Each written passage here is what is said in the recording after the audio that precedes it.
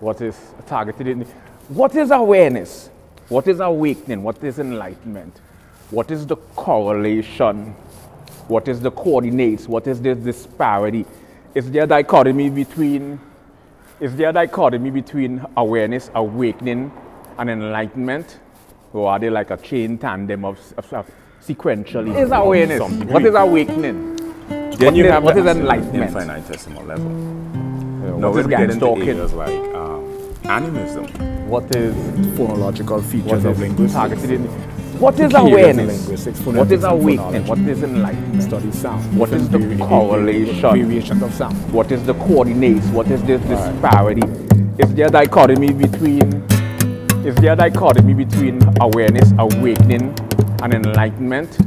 Or are they like a chain tandem of sequential events that occur in different order? Which precedes the other? Does awareness precedes